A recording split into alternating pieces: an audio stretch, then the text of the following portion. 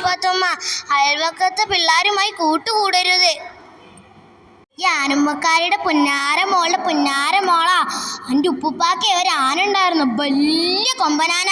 പുന്നാരാനേ, ഇവളെ കല്യാണം കഴിഞ്ഞിട്ട് വേണം എനിക്കൊന്ന് ഹജ്ജിന് പോവാന്.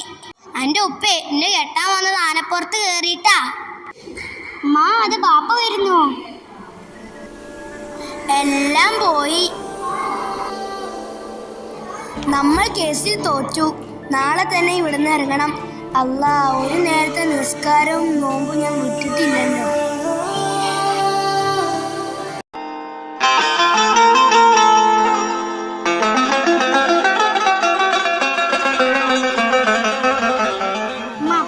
ചുട്ടൂടെ ബാപ്പ കാത്തു നിൽക്കുന്നു.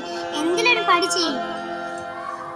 പെണ്ണായി പിറന്നാൽ എൽപി തീടാണെങ്കിലും അറിയണം. ഞാനേ ആനമത്തായുടെ പുന്നാര മോളാ.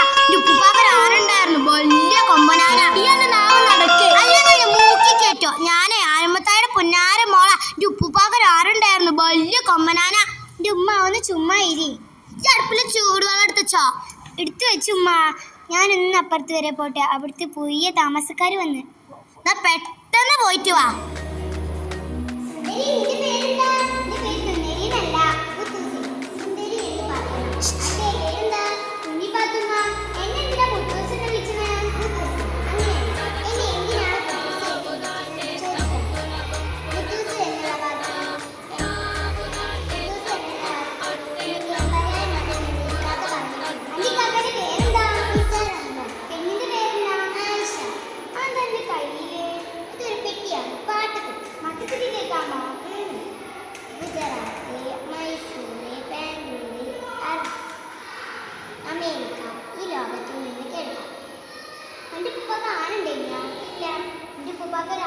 വലിയൊരു കൊമ്പനാന. എൻ്റെ ഉപ്പൂപ്പയ്ക്ക് കാളവണ്ടി ഉണ്ടായി.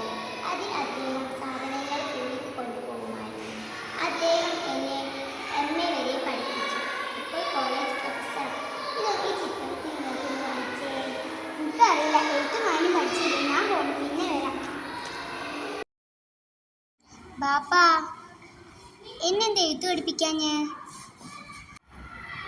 ഓ, എന്നെ പഠിപ്പിച്ചിട്ട് എന്താ കഫറാക്കാൻ നിന്നെ ചോദിക്കണേ? മുസ്ലിം പെണ്ണുങ്ങൾ അങ്ങോട്ടൊന്നും ചോദിക്കാൻ പാടില്ല. പറയണ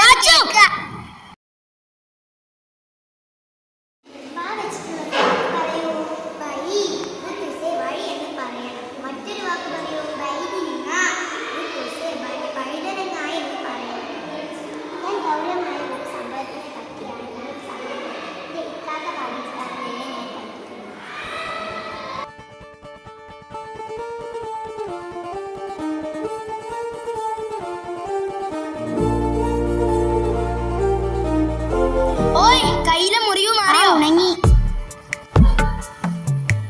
ഇതാരാ? പാച്ചു, ഇതാരാ? അഹമ്മദോ? നിസാർ അഹമ്മദ്. മക്കള് വന്നോ? എന്താ പൈതങ്ങളെ? എന്താ പറഞ്ഞേ? നിനക്ക് ഞാൻ വെച്ചിട്ടുണ്ട്. ഞാനേ ആനമത്തായുടെ പുന്നാര മോള. എൻ്റെ ഉപ്പുപ്പാക്കൊരു ആനുണ്ടായിരുന്നു, വലിയ കൊമ്പനാന. അത് കുഴിയാനയായിരുന്നു. ആനമുക്കാരിയുടെ വലിയ കൊമ്പനാന കുഴിയാന. മോളെ കുഞ്ഞിപ്പാത്തുമ്മ, നമ്മളുടെ ഉപ്പുപ്പാന്റെ ആന കൊമ്പനാനല്ലായിരുന്നു, കുഴിയാനായിരുന്നു.